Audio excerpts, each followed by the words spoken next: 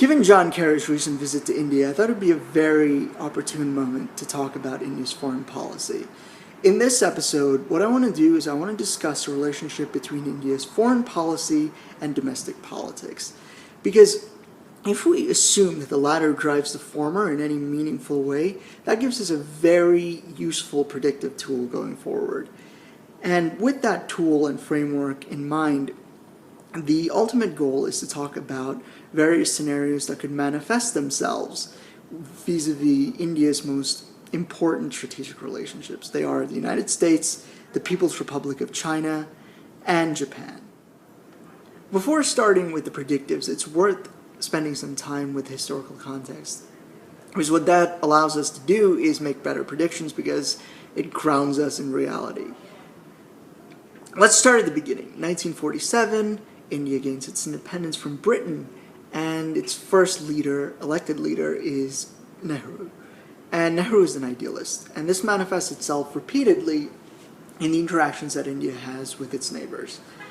And the kind of way this idealism is manifested in foreign policy happens along three different kind of policy actions. One, non-interventionism, as in the affairs of other countries are not of paramount importance to India.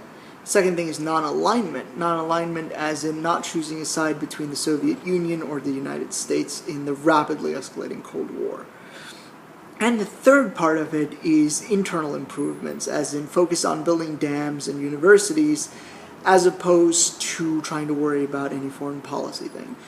And the closest analogy I can come up with of this period is the early stage of the United States adolescence, which was Washington admonished the nation to avoid entangling alliances and so forth.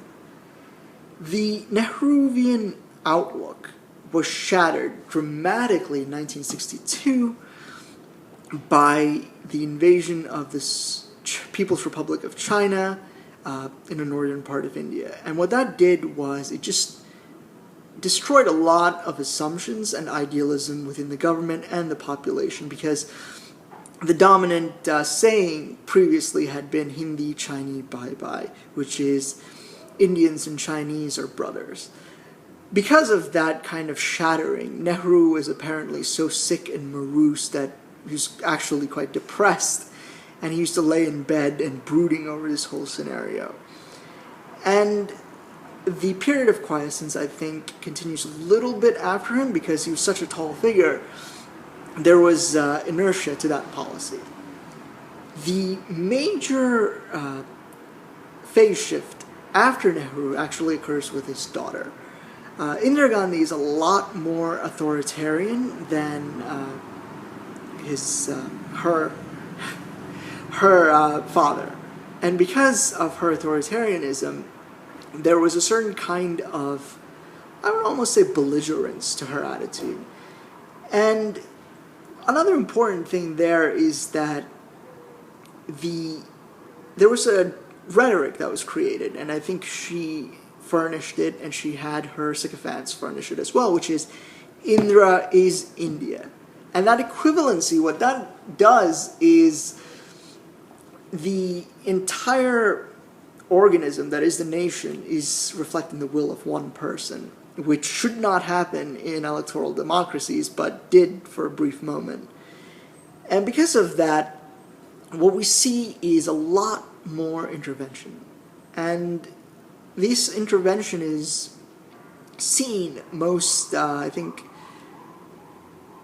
dramatically with the war to create Bangladesh. Because there was no Bangladesh prior to the 1970s, because it was one country, East Pakistan, West Pakistan.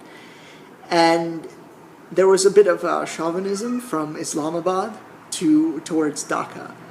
And what that did is it antagonized the population, and Indira Gandhi seized upon this internal antagonism within Pakistan to essentially cut the number one strategic threat to the nation in half. This was dramatic because the techniques used by the military and everything else, it was almost lightning warfare. And it wasn't halting, it wasn't anything. It was a complete break from what her father would have done, I think. And that sort of belligerence, which was justified, gives us a totally different key of foreign policy than had previously existed.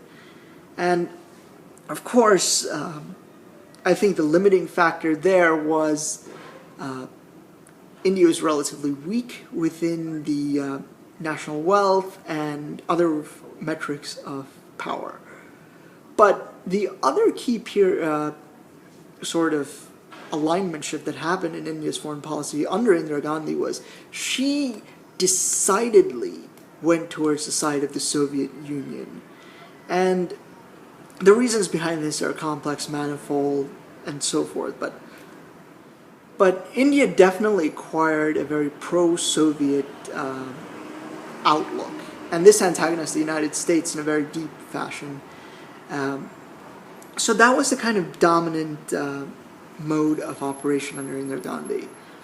The third phase actually happens under her son. And if you've been noticing that there's only one family that's been ruling the country, that is by no means a coincidence. So Rajiv Gandhi has a much more of a young Turk mentality.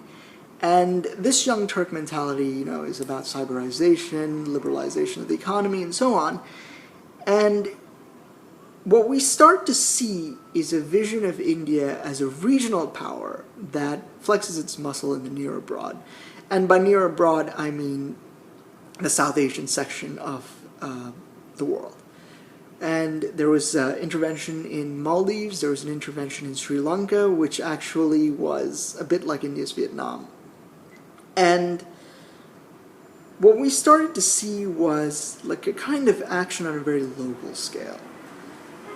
He took some effort and time to mend things with the United States, but the key shift, I think, happens during the 90s. Rajiv Gandhi is assassinated actually for the intervention in Sri Lanka. And we start to see a different kind of power emerge within Indian electoral politics, which is P.V. Narasimha Rao, and then we have Vajpayee of the BJP. Because of the balance of payments crisis that was besetting India in the early 90s, it was essentially decided to liberalize virtually overnight. And what that did was, it, I think, created two fundamental shifts in India's foreign policy. One, there was more wealth to go around. And two, because in that kind of foreign trade regime, you have to play with the United States, otherwise you're kind of pretty much left out of the table.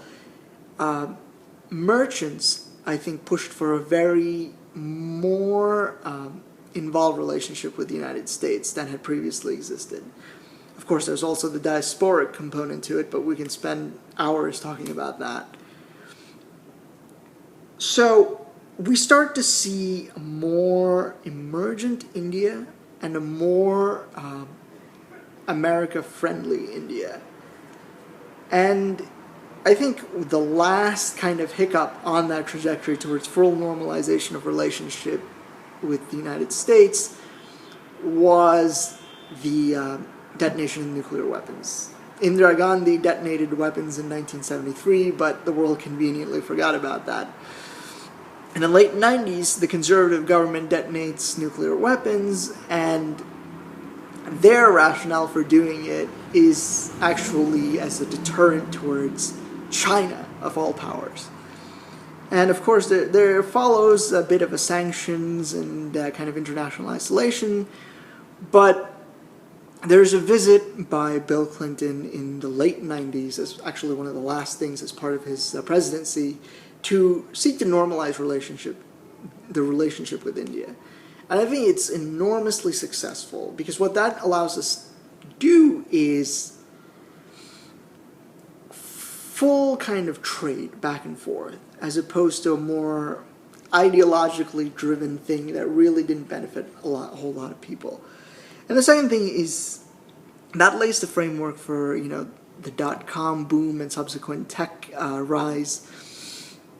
Informs a lot of it forces Indians to ask, who is our strategic partner and who are our strategic rivals. And because of that growing trade, many Indians now start to consider the United States as their chief, as the nation that they should most profoundly interact with.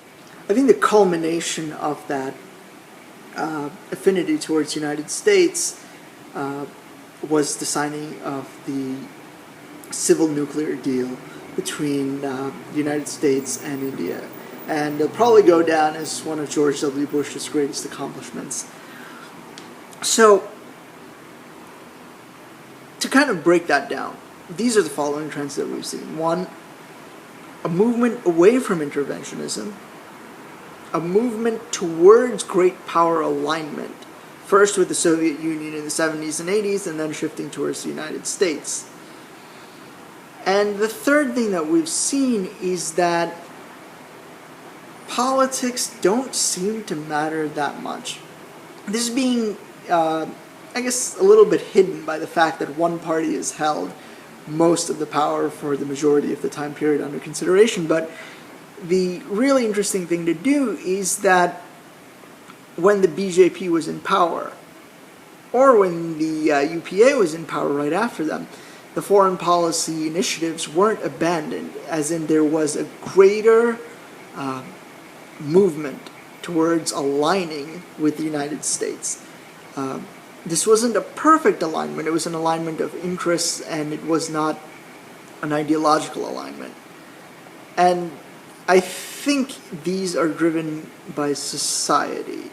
But of course it's an election year. And for the next part, let's try to understand what will happen